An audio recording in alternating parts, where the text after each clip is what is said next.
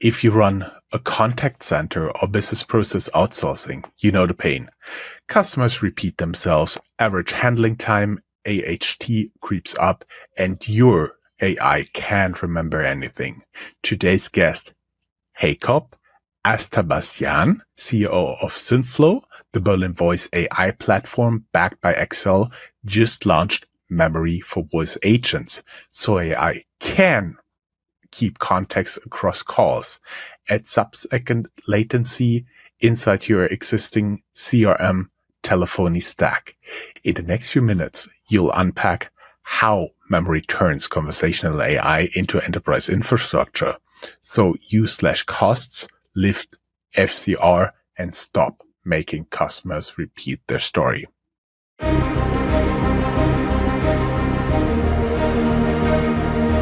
Welcome to Startuprad.io, your podcast and YouTube blog covering the German startup scene with news, interviews, and live events. Our guest today is Hakob Astabatsyan, co-founder and CEO of Synthflow, the enterprise voice AI platform out of Berlin that's scaling like few others. The company powers human-like phone conversation for 1,000+ customers, serves 100+ enterprises, integrates with 200+ tools from telephony to CRM, and runs at sub-second latency with 99.9% availability.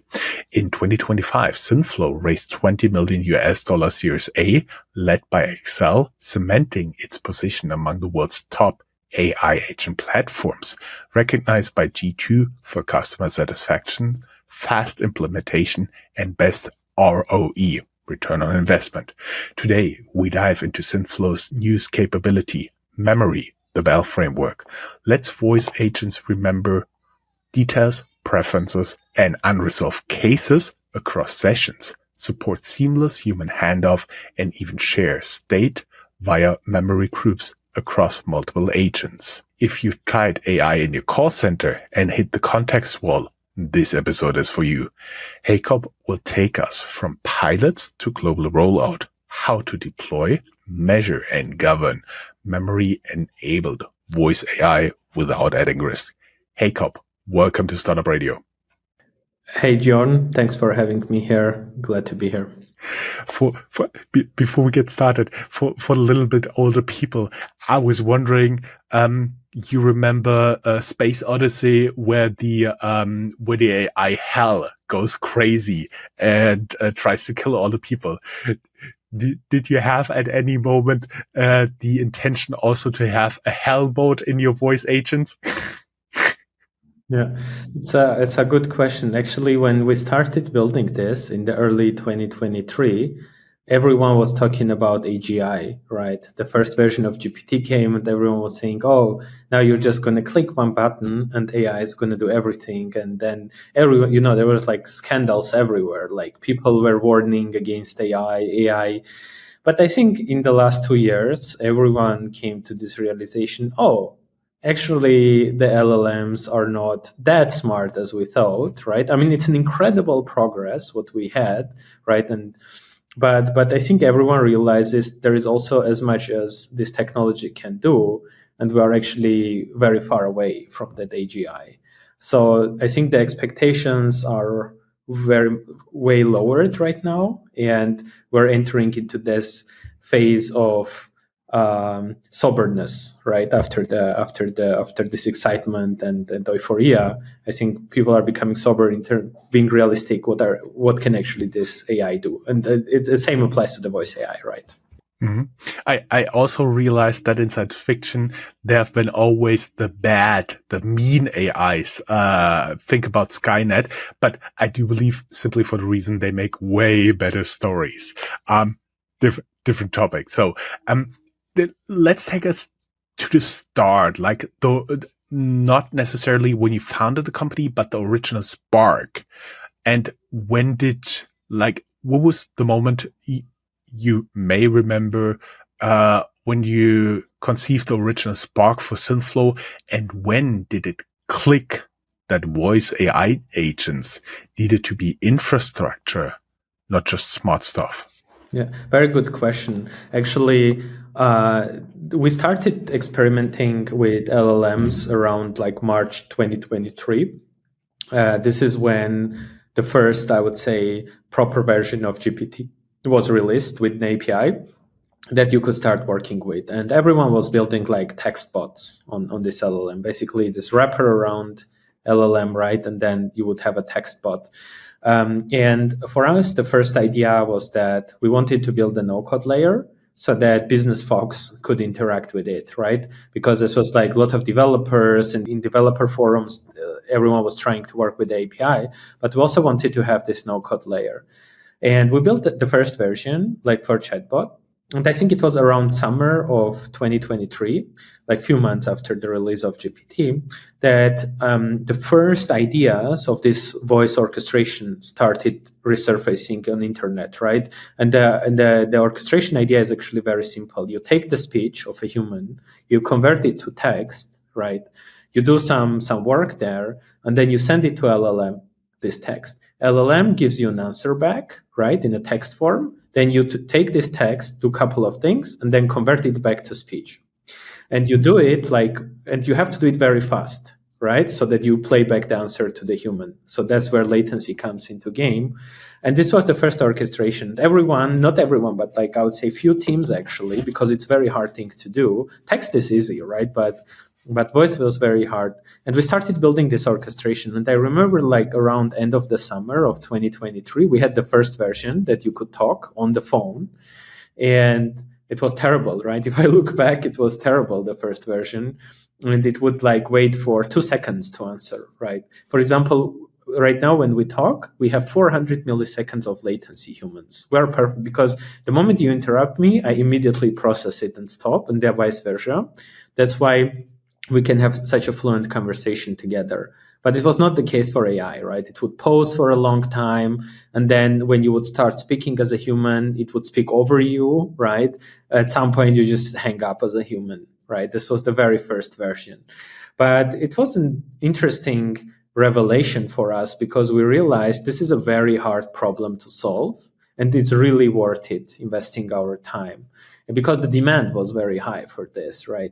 And then we started working on this, and we released in early 2024. So we worked 6 months on this. We released the first version, which is way worse than what it is right now, right? But it was already pretty good. And this is where we actually started commercializing. We had our first customers, and we started iterating with them. And since then, basically, the technology has been progressing very fast, right? New LLMs have been coming out, and a lot of infrastructure around this orchestration has developed, like DeepGram, speech to text and all this kind of solutions. And at some point, I think in 2025, early 2025, I think the entire voice industry crossed the chasm of actually voice. Because if you asked me in early days, I was still not sure if this is actually going to be a technology that humans will be actually adopting on mass, on scale. But this year we passed that chasm, fortunately, and it's just being now deployed in production like all around the world. Yeah. I was also experienced that from a very different perspective. For example, member of a few platforms where you can book voice over talent, and I've realized that the number of requests are going way down, and a few still pop up where you basically hand over your voice until eternity to an AI, which is not necessarily attractive for people who make a living from that. Can you paint the reality of contact centers, business process outsourcers, pre-memory? What do AHT, so the average handling time, or the first contact resolution, also called FRC, or the CSAT, customer satisfaction scores, and call deflection typically stall without the persistent contact? So how did it work before your memory introduction? And to all of our audience, yes, we have TLAs, 3-letter acronyms. Yeah. Exactly. Yeah, it's a specific industry with specific acronyms. Look, so I think before LLMs, like the way all these conversations were handled is through IVR trees, right? So you would call, like, I don't know, I used to experience that a lot in Germany. I would call like insurance company or whatever, and they would say, if you want to ask a question about your financial thing, press 1. If you want to talk to customer support, press 2, right? So you would have to go, and then you would go into wait line and wait forever. So it was actually a terrible experience for humans, but sometimes you just didn't have a choice, right? And I vividly remember they gave you, for example, when you talked to an insurance hotline in the beginning, they gave you options where you had totally no clue where you fit in, and you had to try through all the menus. Yeah, it was really bad experience. And then it asked you, would you still like to stay on the line? And you yelled, yes. And it said, I understood. No, I'll hang up now. That was level of experience, right? Yes, exactly. And it was like a lot of NLP, NLU technology involved there, sometimes capturing information. I mean, it was a very basic technology, right? And the human experience, it was not built for human experience. It was built for just doesn't matter. Your experience doesn't matter, but at least we will get something solved, right? Rather than never solved. So it was like sort of like the mantra was better late than never, sort of. And but it was the state of the technology, right? And now, right, with this conversational AI, the thing is that now it's all about experience as well, right? Results, but also experience, right? It's not like, oh, I just reduced my deflection rate or I just increased my resolution time, but what you just mentioned, CSAT, right? The satisfaction score. This is very, very important, right? So when we started building Synthflow, actually for us in the beginning, it was all about customer experience. So this is the only thing we cared about, right? Like, how is your experience with AI, right? Are you having a good conversation, right? And that's why, the entire industry tries to build this empathy into AI, right? Better voices. So the early feedback was many voices are robotic, right? And then you try to build more empathetic voice, right? And all these things is all about human experience. Ultimately, it's all about humans here, right? And then the second stage of the technology, when we started working with contact centers, of course, they have to have clear, as you mentioned earlier, ROE, return on investment. And this is where is the second part of the conversation, right? When you have a conversation with voice AI, the first part is the experience, the voice experience. The second part is the RPA, right? This business process automation. Like what is the work that AI does, right? Does it answer your question? Does it route you to a human? Does it send you an SMS with some information? Whatever the job of the AI is, it has to be done, right? Because only that way the contact centers can measure the success. And this is what we measure at the Synthflow. For us, the most important KPI for our customers is that they get their results, ROE, but also the end customer, right? The person on the phone has to have an amazing, great experience, because the entire purpose of this technology is in vain if people don't have a great experience with this. Totally. Yeah, exactly. I was wondering what feedback, what signals, or any other input did you receive from your customers that you had to prioritize this multi-turn memory over adding yet another feature? Because looking back now, it does make sense. But if you do have to make the decision, let's do A, B, C, D, E, how did you decide, and decide based on what? Mm-hmm. So the way we build our product is always based on our customer feedback, right? We talk to our customers and we try to understand what is important for them. That's one. And second, we always try to understand, is it feasible, right? Because as I mentioned earlier, right, when this technology came, everyone was expecting AGI, right? Like general intelligence, and you just click one button and everything gets done. And then I think suddenly everyone woke up to the reality that the context is everything. What is the context, right, of the agentic? Like, where is the data? What does it have to do? And this is for our customers, right? Being like in a B2B context, right? Basically, you can think of Synthflow like an AI contact center, right? The whole purpose of doing a work end to end, right? AI has to do a work end to end. What I mean by that, think about if someone calls and wants to get some number sent, right, or some information sent per SMS, right? If the AI has a good conversation but doesn't send that SMS to the customer, then the job is not done, right? The action is not executed. So this is where we started working, right? And you need like memory, and you need the context, right, for AI to be able to do the job. And for large companies, enterprises, very often it needs that Synthflow agents have to be integrated into their existing tech stack ecosystem, right?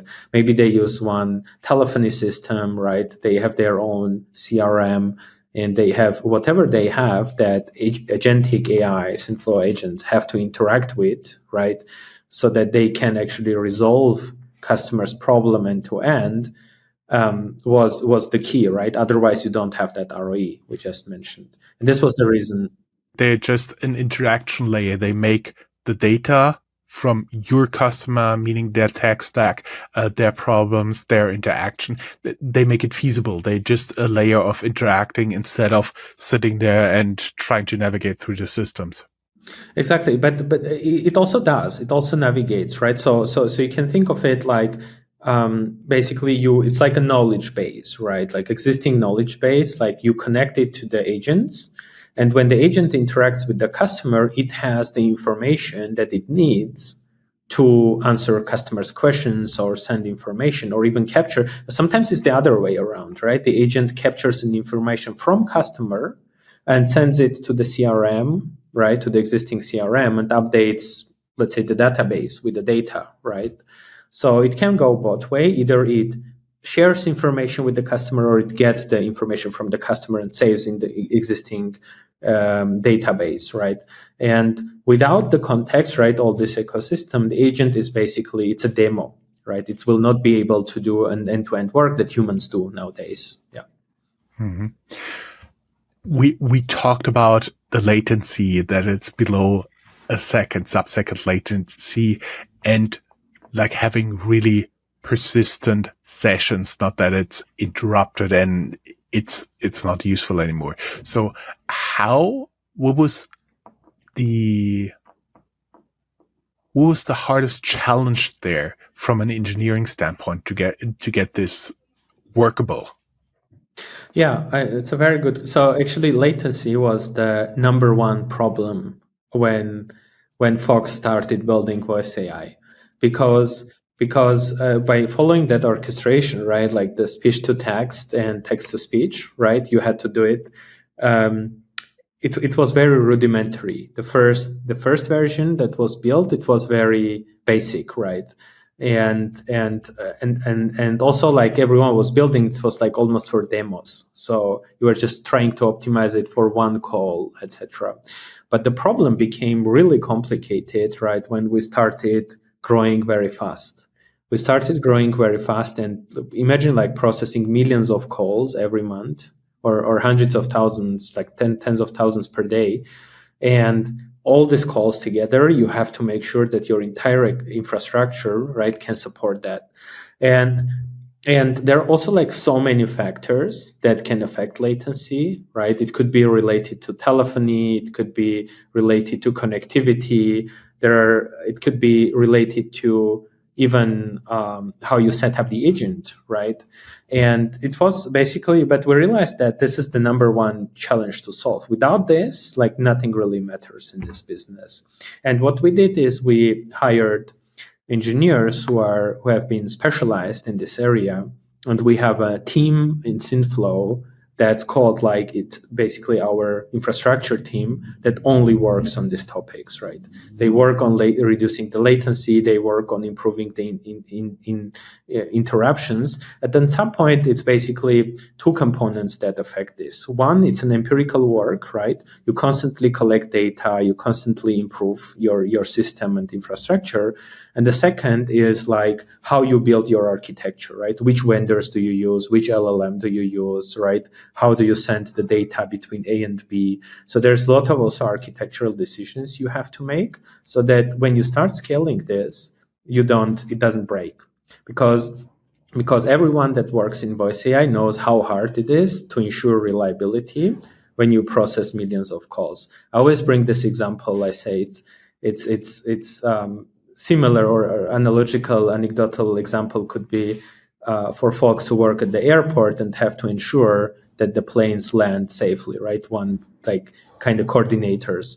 And of course, if you do this job well, no one talks about this, right? But if you do one mistake, it's a huge disaster, right? Everyone will, and the stakes are very high in our business as well, right? You can process million calls and it's expected, but let's say 100 calls break, right? Something happens, suddenly people or contact centers panic, right? Because I don't know, there's something about calls that people get really angry when these things don't go through, right? It's not the case with text bots. Sometimes people get frustrated and close it and go, but there's something about calls that people like make huge buzz around this, like they close down operations and this, and that's why like reliability is basically we print it out and put it on the wall at the office for our engineering team in the early days.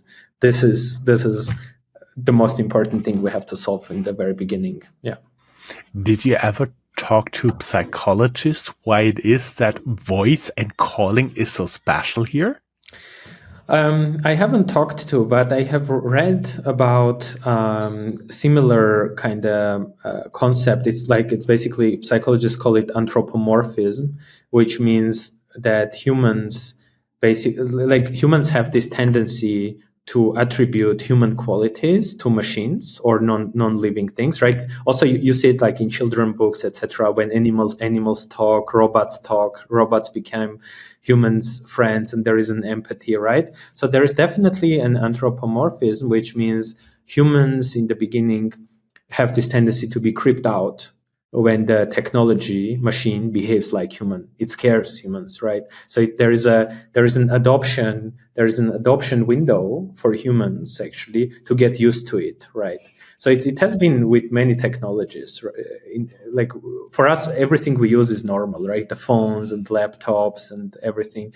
But the folks that saw it for the first time in their lives, right? There is always some, I would say, adoption time needed to get used to this technology. It was same thing with voice AI, right? People thought this is like dangerous. This is I don't know. It's weird that the AI speaks like human, right?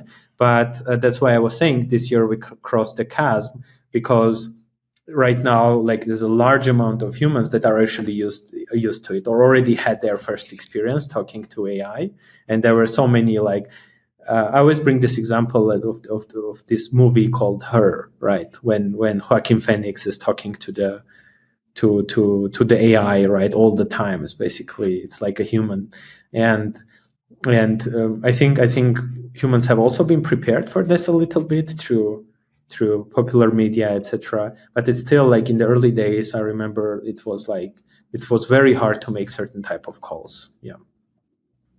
Those people who worry about something, I vividly remember that I once read there were doctors recommending not to travel by train because they thought it would be harmful to the human body to move faster than a horse ride.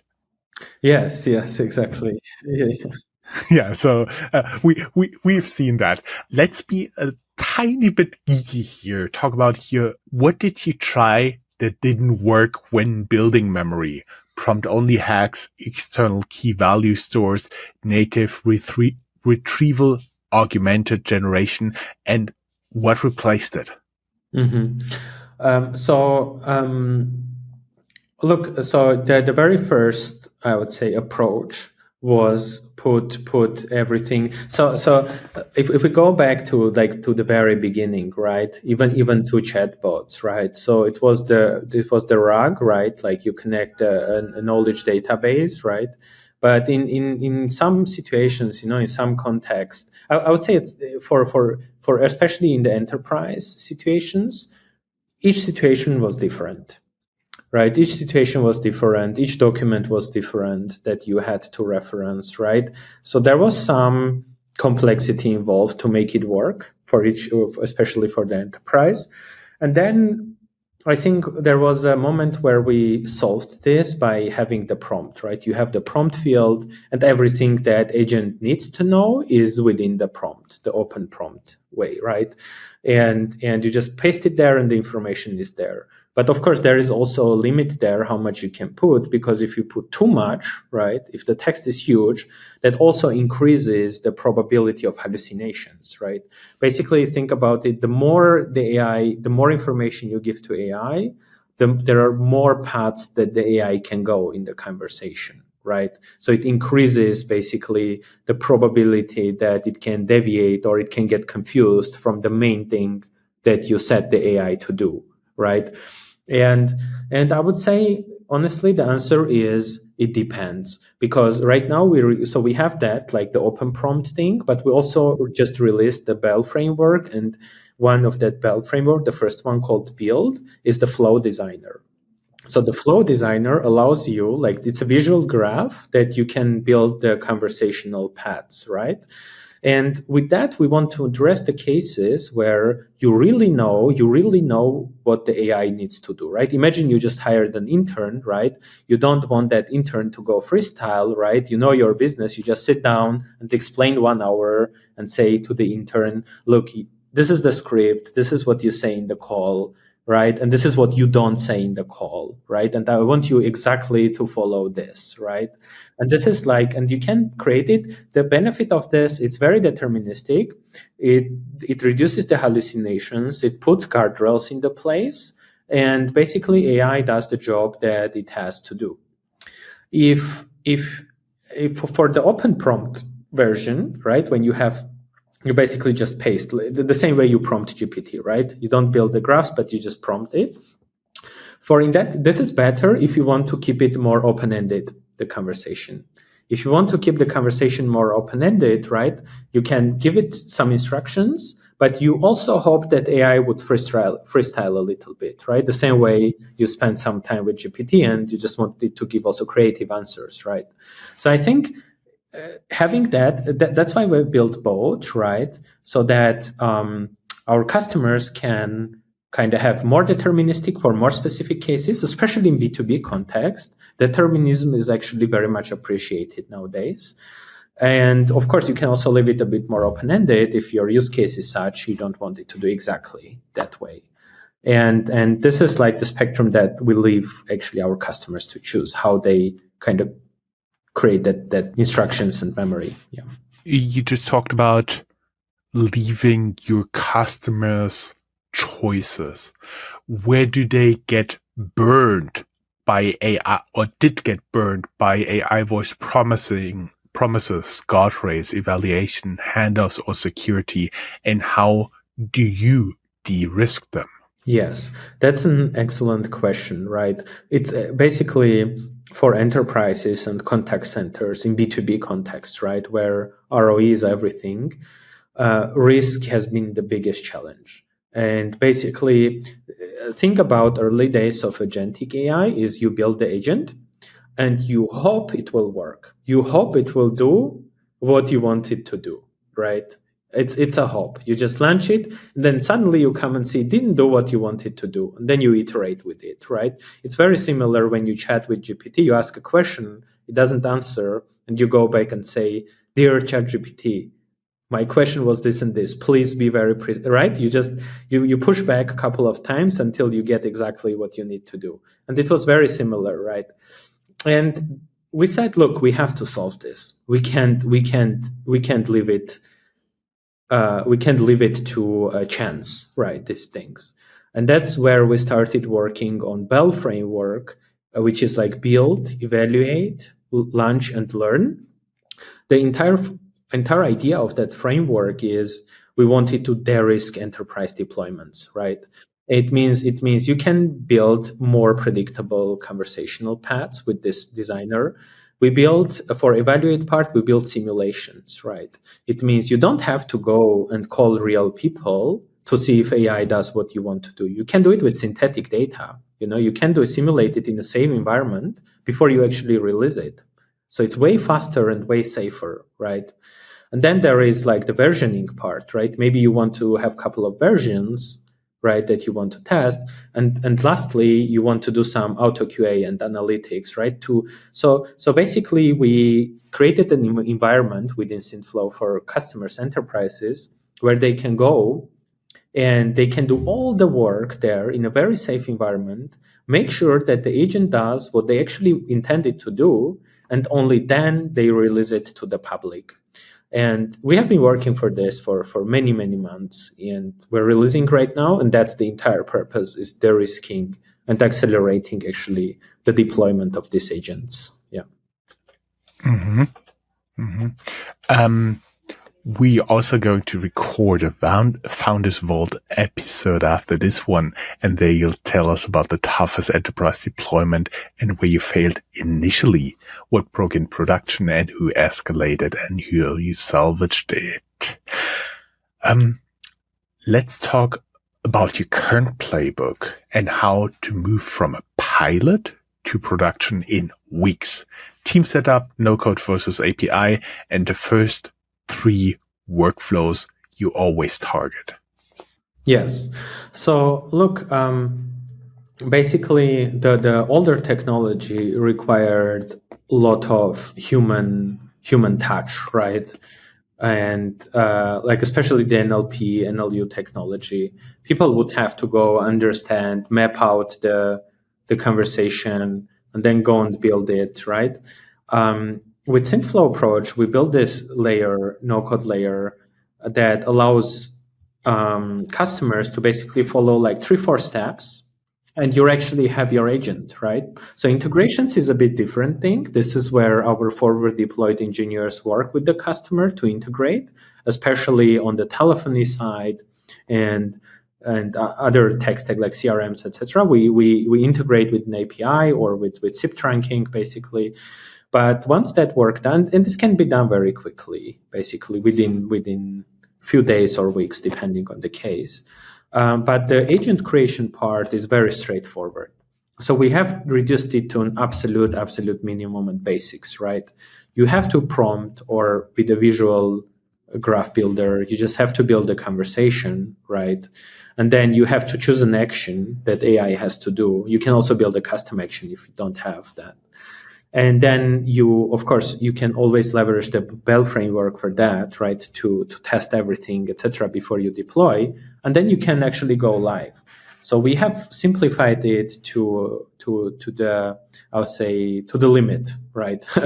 And so it's very easy actually to do, and we continuously building new things around that, so that we take out this, I would say, this complex part from agents, right? So that it becomes almost like a deterministic thing you do. You just go, you build it, and it works, right? That has been the whole idea. And in terms of use cases, right, the most common ones or workflows that we see across the board, we see a lot of transfer case, right, where AI is the first line of defense, and then it weeds out the irrelevant calls, right, and forwards the important ones, which actually reduces the workload with humans.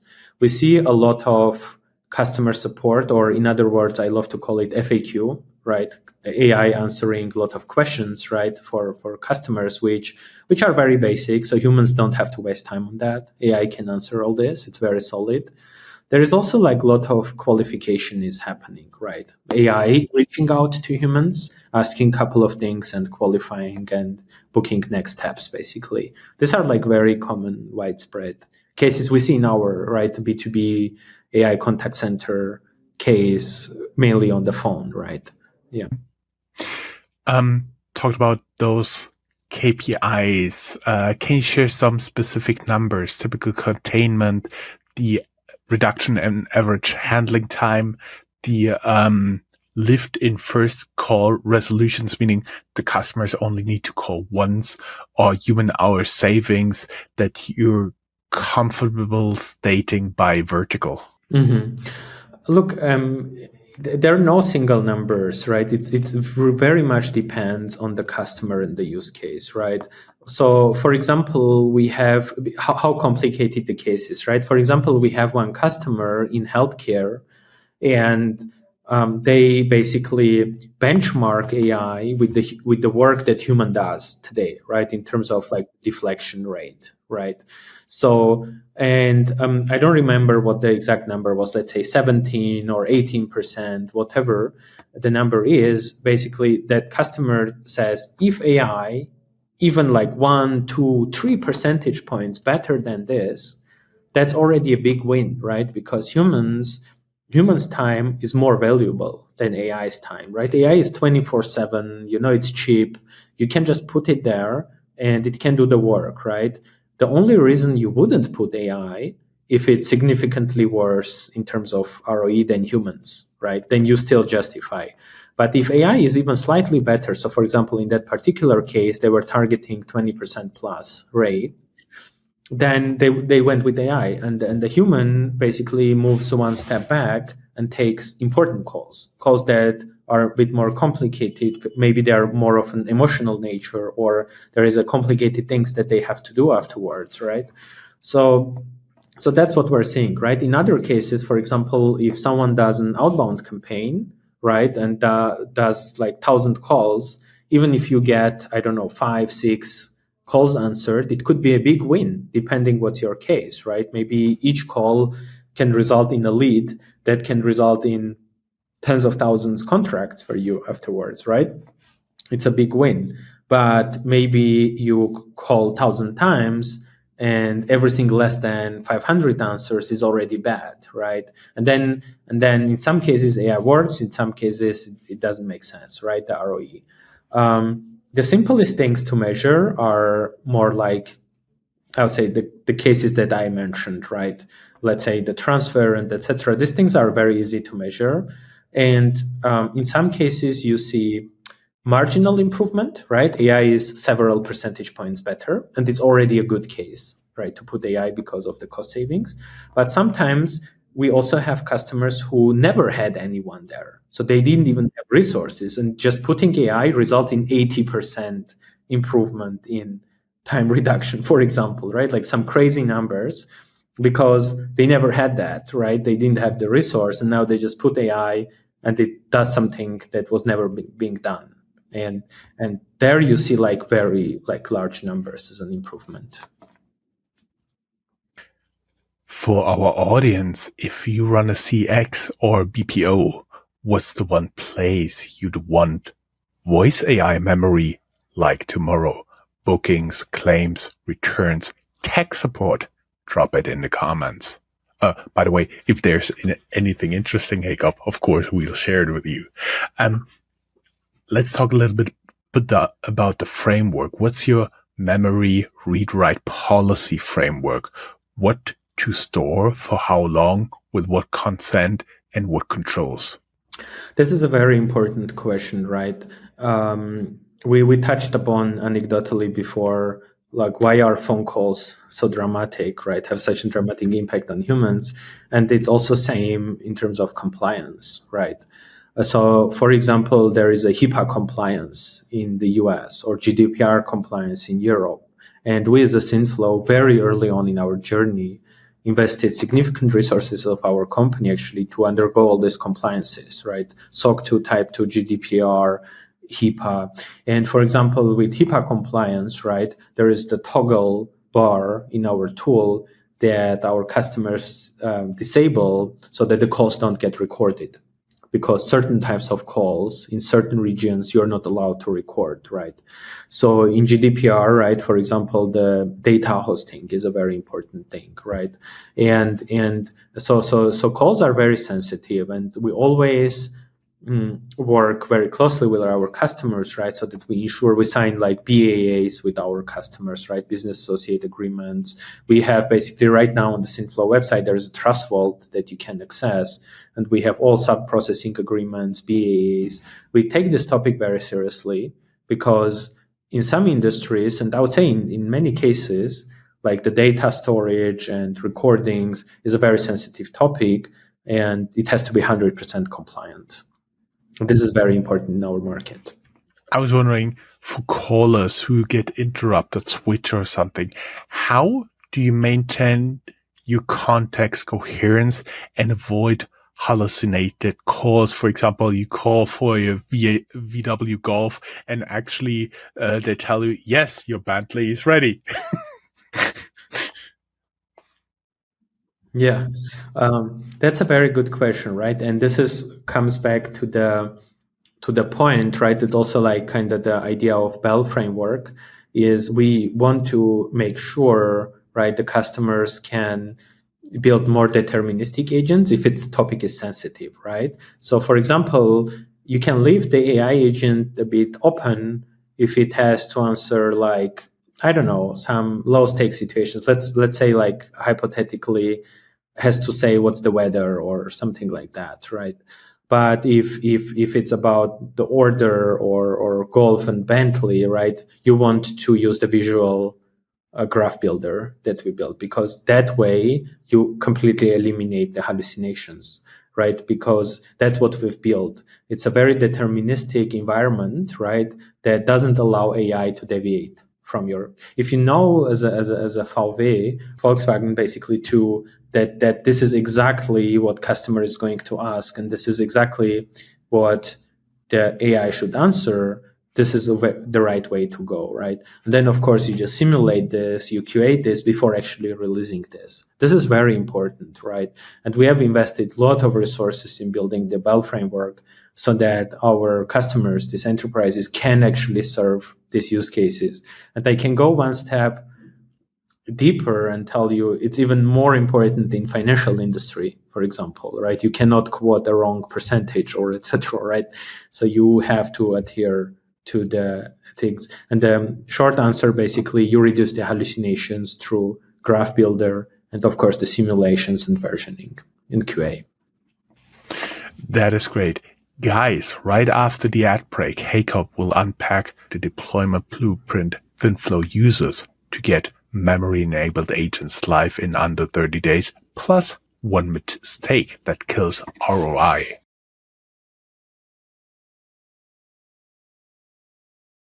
Guys, welcome back after our short ad break. Hakob, can you walk us through the 30-day deployment blueprint from data mapping and integration selection to evaluating metrics and blue-green rollout? Definitely. So the way we work with our customers is in the very first step, we try to understand the use case and the value that the customers seek to get out of this technology, right? Because there is a lot of noise around AI, and we want to make sure that our customers have the right expectations from this technology, and we can actually deliver them in a promised time frame. Once we have done this part, we actually get into a working period with customers where we help them with integrations, right? We advise them on a lot of topics. Our forward deployed engineers stay very close to the customers, and we advise them on a lot of things, like, for example, on the agentic part, we demo them the Bell framework so that they can deploy this in a de-risked way, but also we help them integrating this into their existing ecosystem, right? Especially many customers have their own telephony system, and we have to integrate into that with the SIP trunking. And there are a lot of nitty-gritty details sometimes. And our forward deployed engineers work with them to make that happen. And generally during this period, we do these parts, and the customers would go live and start testing, right? And then they would get their KPIs they want, right? And this would be like a success. But right now with the Bell framework, that's not even needed to go to live. They can even do it like in a more controlled environment, and we even expect to reduce this more, right? But that's generally like roughly how we work with our customers to make sure actually they get out of this technology what they want to. You've been talking about the nitty-gritty details, and that's usually where you win or lose in the startup game. Walk us through growth methodology, Bell framework. How do you scale from one use case to 5? What's the sequence that compounds return on investment? Yes. So I think the very first step for us scaling the business, the first challenge we started facing once we scaled was the volume, the infrastructure, right? Basically, we were a startup of a couple of folks, and then basically in a few months, we started processing millions of calls on the platform. And it was very unexpected. So we had to do a lot of infrastructure investments and expansions to be actually able to process this. And the way we scale this is we generally are very selective in work with whom we work, right? That's why we do this step one. What I mentioned earlier is we always try to understand the customer's expectations from this technology and kind of have the same expectations, right? So that we can actually help customer to get there. But the work on our side is more like consultative and being as a sparring partner for the customer. So it doesn't require large headcount on our side to work with our customers. And we have built the product in a very scalable way, and we continue doing that, right? We released the Bell, but then we also are cooking a couple of very advanced features, which I'll not talk about today, but we are going to release soon in the future. And basically, we'll scale it with the product, right? So there is no like an inherent, I would say, limit to why our platform at this moment, right, cannot process hundreds of millions of calls instead of millions of calls, right? And this is how we want to continue at this moment. Of course, we have to grow our team. It's natural as a company, as we grow and the revenue grows and the usage, we have to build different departments and be better, also offer better service to our customers. But there is no, I would say, like a fundamental blocker to scale this business for us at this moment. I've seen some logic sprawl in such projects. How do you recommend no-code ownership versus ops versus API for engineering, and what governance prevents this logic sprawl? Mm-hmm. Yeah, so I would say, of course, the API gives more flexibility, right? And I would say for smaller cases, right? So we have two, I would say, maybe you can say like two types of customers, that one type would prefer the no code, the other type would prefer the API. So let's say one of our customers, a very large contact center, a BPO, they basically use the API because they integrate Synthflow into their operations, basically into their entire tech stack, so that they can offer voice AI to their customers, right? So it's like a white label integration there. And of course, the API is the way to go there because they want to expand on this massively. But if there is, let's say, for smaller customers, right, if you have one particular use case in mind and you want to quickly build this, it's very easy to go and build with the no-code layer you have there, because it's just click, right? And you have the case. But we also have built some sophisticated features there. It's called like multi-tenant, basically portal, where you can become the owner and you can have many users invite your team members and have sub-accounts, right, for different use cases. And we have many customers who just chose this way, right? Because it's simpler, it requires less engineering resources, and it's more than enough for their particular case. Yeah. Mm-hmm. You do have some case studies on your website, MedBell, SmartCat. What ingredients made those outcomes work? Yeah, so I think So one important thing is that this initial period that we actually are close to our customers, right? We understand, we set their expectations right, we help them define the outcomes that they want to get. Very often customers know it themselves, but if they don't, they're more explorative. We help them understand that. And once it's done, then the rest is all about the right integrations and the right agentic part, the right agent setup, right? So the agent setup we have simplified to minimum. But there still could be some questions. Do I go with the visual graph builder or do I prompt it myself? And of course, our customer support is always there to answer customers' questions. But the integrations part, this is something that often we sometimes have to share something like our documentation or etc., so that they can integrate into their telephony system. Or if they don't have telephony system, they use us, right?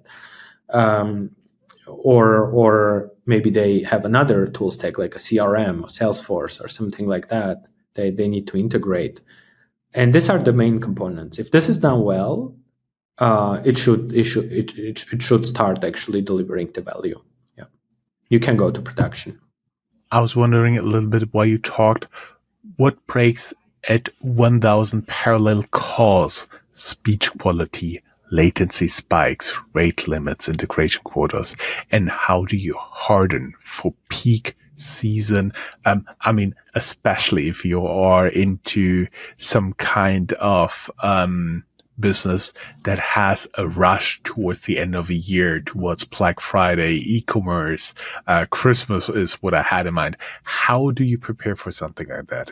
That's a very, very good question. And this was honestly at the very beginning, this was our main problem. This was like when we started scaling, because and 1,000 calls are fine. It's nothing. We're talking about millions.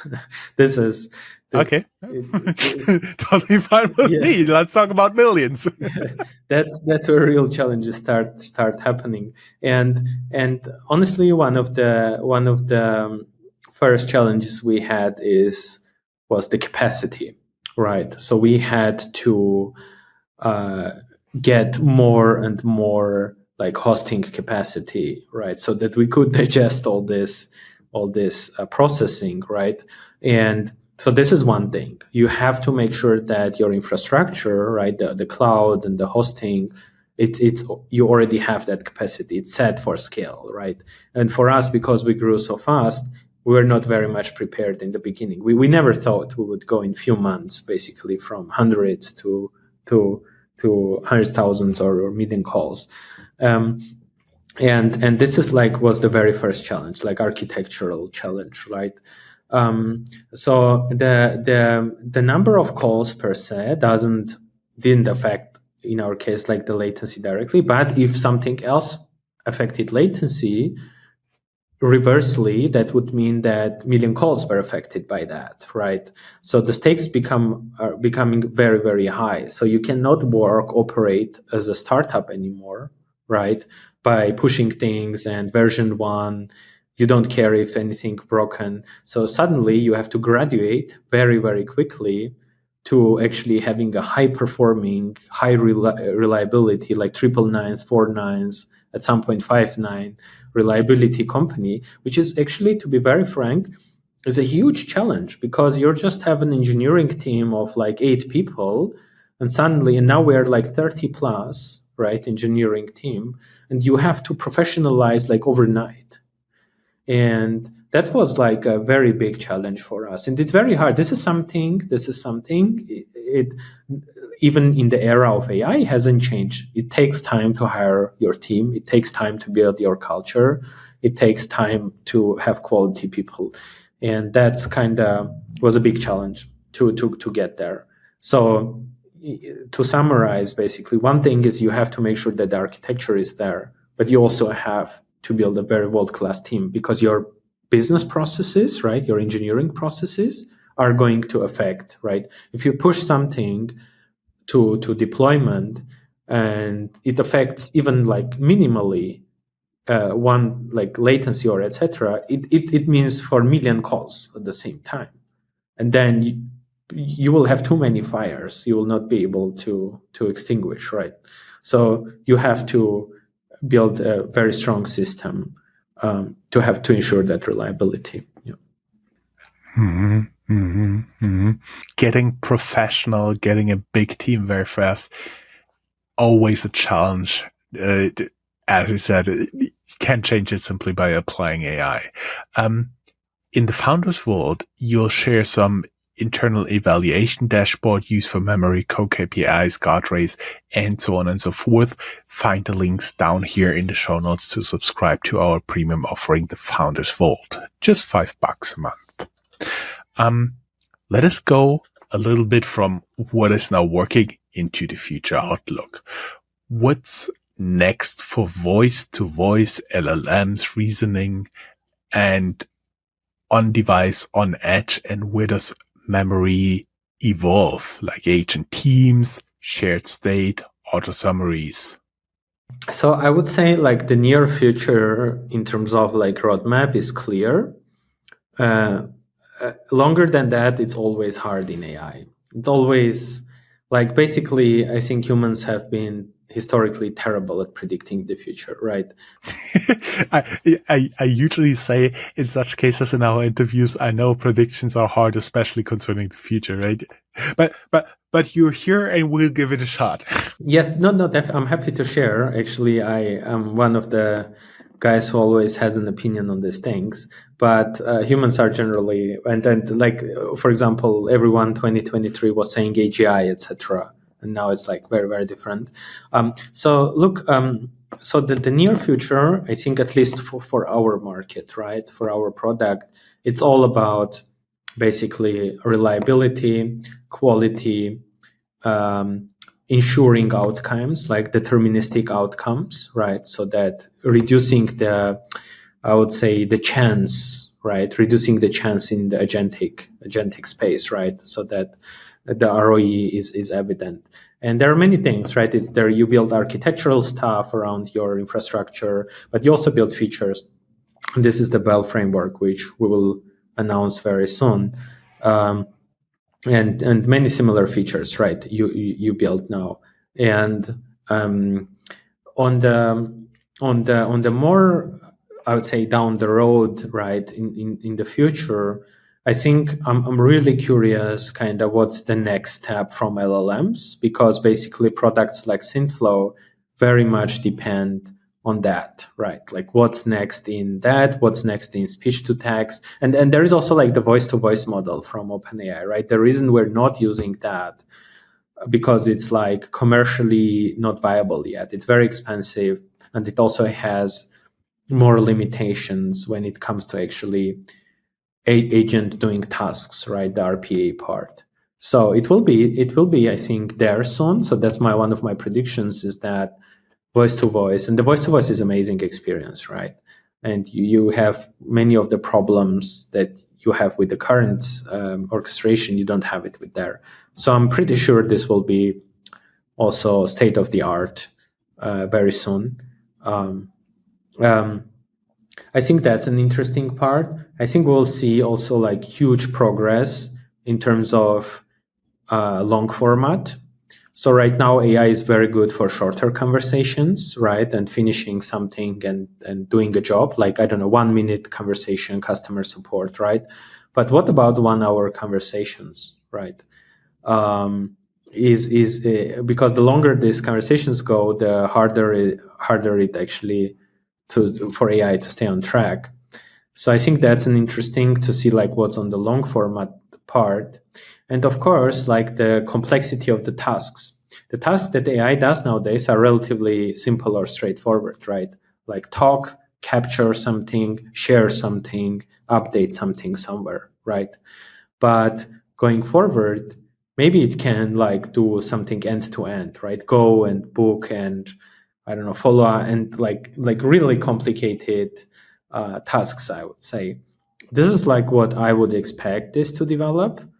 However, it's not going to be like an overnight transition. It's going to take a few years at least. Yeah.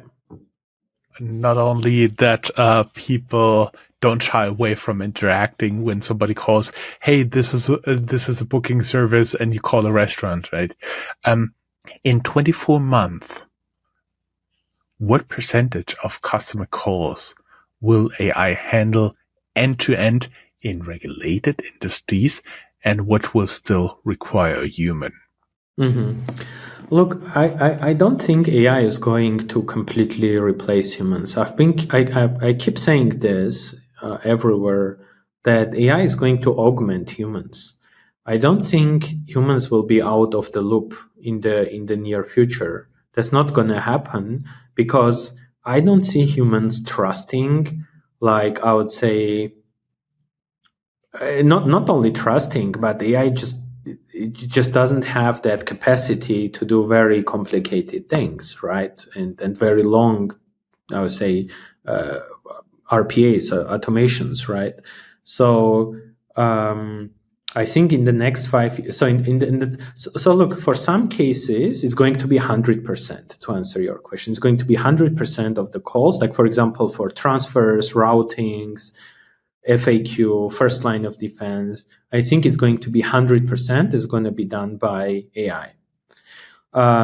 For some cases, more complicated ones, right? Processing, etc. Maybe even on the governmental side, I think it's going to be way slower, right? Like, I don't know, let's say taxes or this kind of areas. I don't see it like adopting very quickly. That said, regulated spaces also, like we already see like crazy adoption in healthcare and financial institutions. Despite you just need to be compliant, right? You have to have everything. Like you have to have HIPAA compliance, you have to have pen tests, right? You have to ensure and you're signing SLAs and this kind of things with the customers, right? If the state of the technology is there that you can guarantee that, for example, with visual graph builders, then basically if the AI works for 10% of the calls, there is no reason for them not to deploy it for 100% of the calls, right?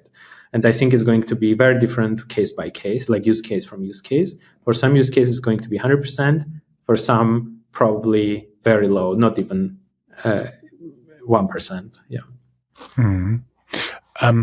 A little bit of contrarian view when we go close toward the end. By the way, you're holding up pretty well, and we're recording for no more than an hour now.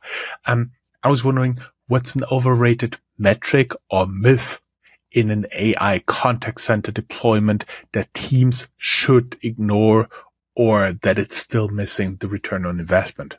Mm-hmm. Yeah, it's a very good question. So, look, I don't think that the classical ones like CSAT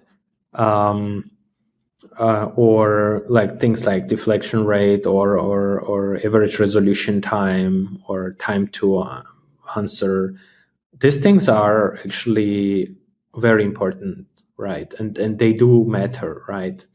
I think one thing that I always look at, but I don't care. So in a sense, is that is the subjective feedback that we get very often. So for example, sometimes people say, "Oh, it was too robotic," and of course, at this stage, it still could be some elements of that. It's an AI, and also I tell to all my customers, like you have to disclose that it's an AI. It's not built to lie to people that it's human. That's a bad practice, right? So when humans talk with AI, they should know they are talking to AI and they should have the right expectations, right? If someone tells me, it didn't feel like it was a bit robotic, I think that's fine. Of course, as long as you know it's an AI, as long as it does the job for you, right? You have a good experience, right? Better than the IVR trees or etc. of the past. We're making a huge progress, right, as a humanity in that area. And this is like, for me, I wouldn't care that much about that. We're getting that subjective feedback that it's because first of all, it doesn't have to be exactly like humans, right? As long as your experience is good, you're talking to AI and your problem is solved on the phone. What's the problem, right? So that's kind of what I look right now, and I'm very, very tolerant in the subjectivity towards AI, and I just think we just need more time as humans to actually get there to say, okay, like this is where we are, right? Yeah. Interesting. Yeah. Bottom line, the slower developing part is not AI, it's the humans in the loop. Yeah. For our audience, I was wondering, should AI remember you across calls if it improves your service? Yes or no? Tell us why in the comments. An advice for founders and CX leaders.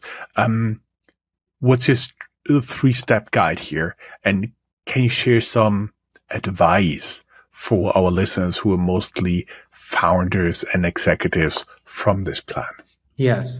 So, look, so I would share some advice on a bit like higher level, right? So I think one thing that it's very different right now in the AI era compared to before AI is that it's very stressful.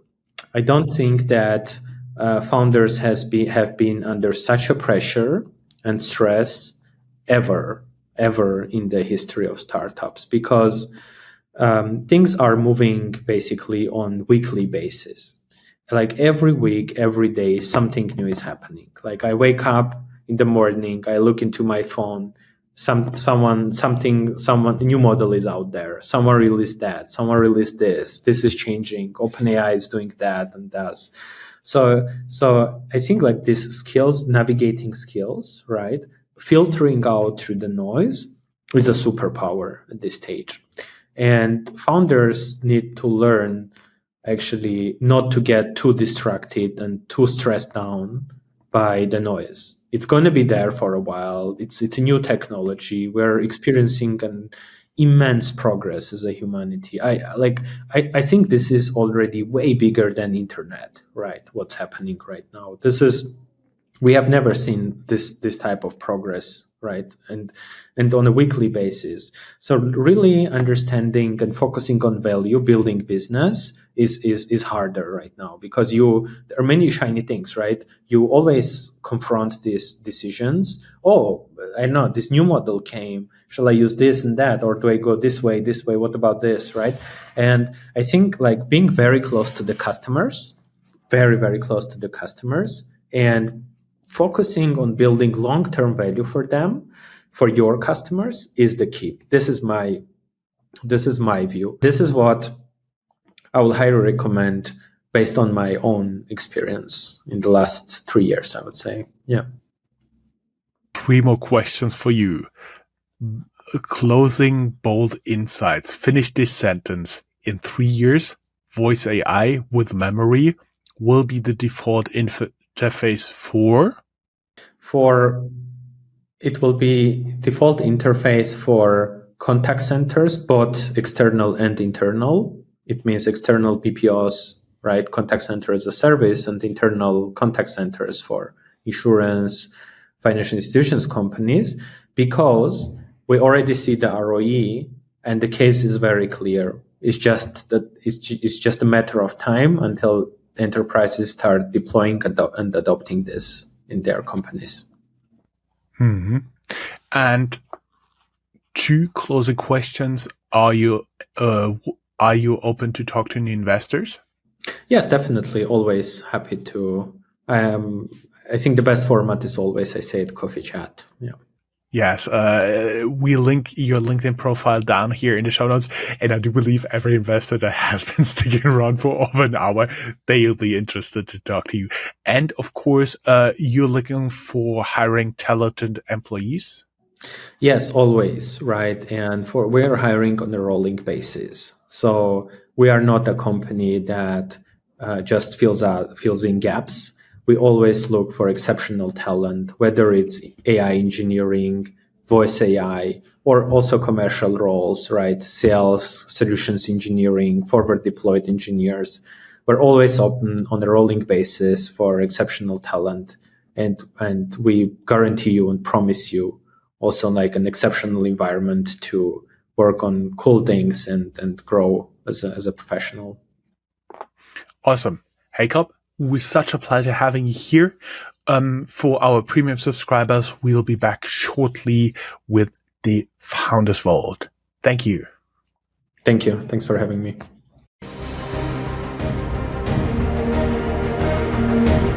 That's all, folks. Find more news, streams, events, and interviews at www.startuprad.io. Remember, sharing is caring.